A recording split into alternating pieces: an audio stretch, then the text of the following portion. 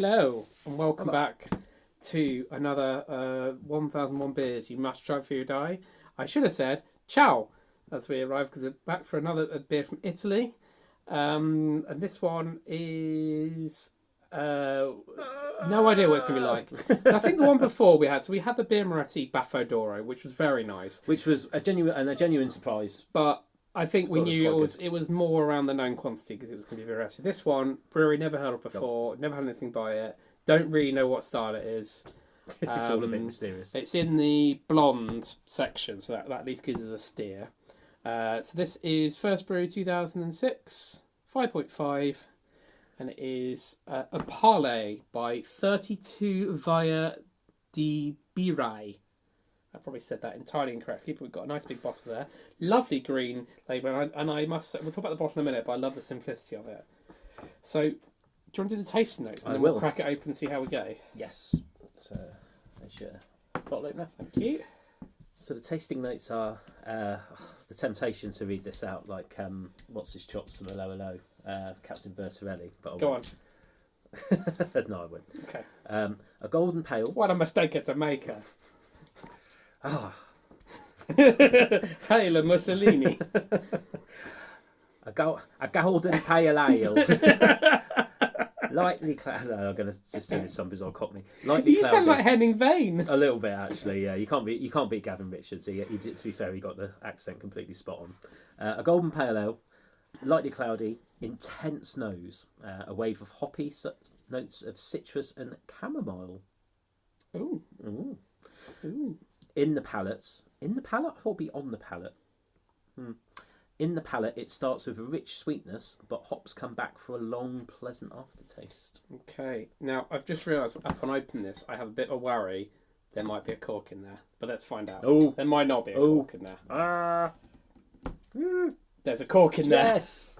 Right. So We have a clear optive. Oh, look, the cork is it's even coloured. They've colour matched it. That's quite nice, isn't it? That is quite nice. Ah. But I was thinking because it's quite. Whenever they have these really big caps, that generally implies it's going to be a cork. Oh, get you! You know your way around these Don't days. think I've ever had one with the big caps like this unless it's been a cork. Well, should we have a gulp at the bottle then? Yeah, let's have a cork bottle. Now, While our glamorous assistant is trying to find. I'm enjoying utensil. the design. It's very, very simple. Thank you very much. And there's a QR code in the back as well. It's also got certified slow brewing excellence. I've got no idea what that means. Maybe the QR code will reveal it. Maybe I'll look that later. It's better than a random chocolate coin. I can't read it because it's in Italian.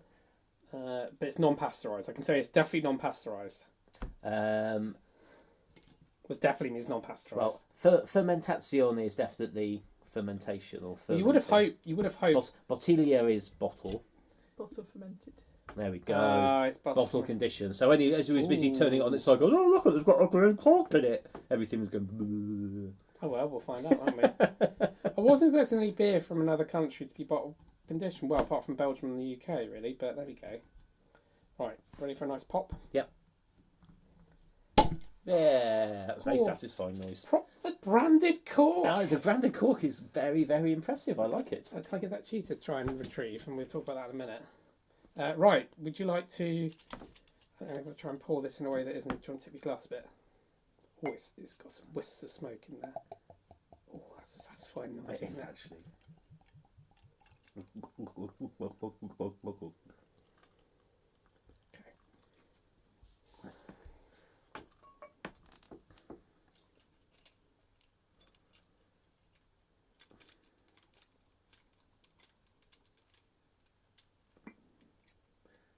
Okay. So, there we go. Thank you very much, glamorous assistant. So we got the cork is fully branded with their brewery as well. So it's a plastic one, but that's pretty cool. It looks like a shotgun pellet, doesn't it? Yeah, it's pretty cool. Well, that's a new one. I've never seen something like that before. The shape or anything. So, should we have a look at it? So it is lightly cloudy. It says it's slightly cloudy, although to be fair, you did tip it on its side Shut slightly. your face. So Now, who knows how it would have looked 10 minutes ago? unbelievable. It says it has an intense nose, a wave of hoppy notes. Let's have a smell. Yeah, it's pretty intense. Not getting anything on the nose. Are you not? Nope. I think it's all quite green hoppy, piney. I'm getting that. Well, let's go for a taste, shall we? You need to do the camera waft. Yeah, it's pretty clear to me. Nope. COVID. I haven't got COVID. COVID. He's got more head on his though. It might be blocking the smell. Yeah, probably. Smell his.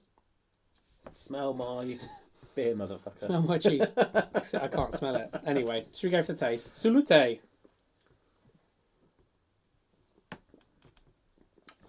Dry. Very dry. Very dry. Nice though. Mm. Now, Dry and fruity. can I tell you some interesting things? So, which I've read about it before. Fill me with facts. So, the water's from 2 different springs in the Italian mountains. Mm. The hops are from the Belgian town of Popperinge. The malts are from Germany, and it also and it says the hops are selected and bought in the Belgian town of Popperinge, but it says the hops are actually Challenger and Brewer's Gold from Britain. It's a European Yes. delight.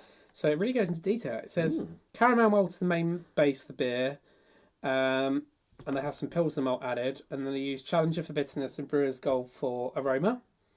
After 40 days, the beer is bottled with fresh yeast and sugar to kickstart re-fermentation. After 10 days of rest, this top fermenting ale is ready to go. It's very lively. It rewards extra drinking. The more you drink, the more flavours you get out of it. It's starting to get very it's sort of grapefruit peel in there. Oh yeah, And it comes through a bit more. but not sour. I think this is when the hops come back. I think that was the. Oh look, the can you reference see there. see the slight bits of yeast there on the side?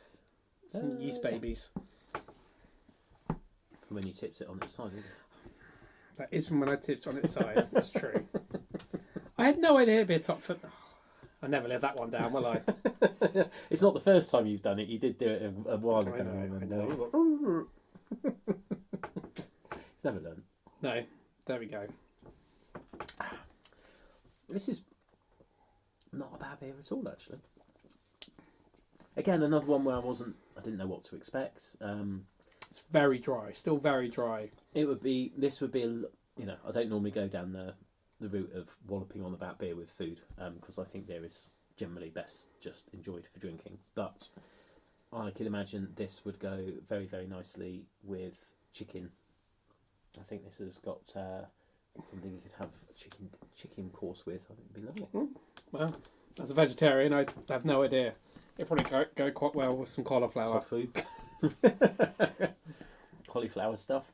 Yeah, anything goes well. But I'm Cauliflower buffalo wings. yeah, maybe. mate, possibly. I mean, I'm more of a fan of beer. Actually, I don't really like mixing beer and food too much. I feel like if I'm going to have beer with food, I don't want anything that's too strong at all. I want quite a bland beer. Something bland. Yeah, I think it's a good beer. You want to enjoy its flavour. I don't want to mix. I don't want either a really good beer's flavour to override good food and vice versa. Let's get this back in shot because it's kind of been slightly sidelined. Also, I like on here as well. You can see it's made in Italy. It's got the little ring up there with the Italian colours, which I like. Mm-hmm. It's the font on the back is a bit Championship Manager 0102, bit old school. But the I would have changed that myself. But the branding is strong. That's good. I didn't think Championship Manager was going to get a shout out. Well, there you go. Is this the first beer review we've discussed Championship Manager? Could well be. Wow, and that's a whole other can of worms. You can always relate things. I don't think. Are there any good Italian players in Championship Manager original ones? Do you know what? Italian players won those. There were a lot of players at Italian clubs that were good. Your Taribo Wests, your Gabriel Batistutas. I don't remember that many good Italian players actually in Champers. Let's be honest, none of them are your Kennedy Baccalucci's, are they? No, that's very, very true. Or your Cherno Sambas. Your Mark Kerrs. Yeah. Oh, classic times playing Championship Manager for hours as a teenager. That's pretty good. I quite like it. I think we should pass this over because I realised that it's our glamorous assistant who actually sourced this beer. Yeah, it might be a bit yeasty. From a bar in Venice.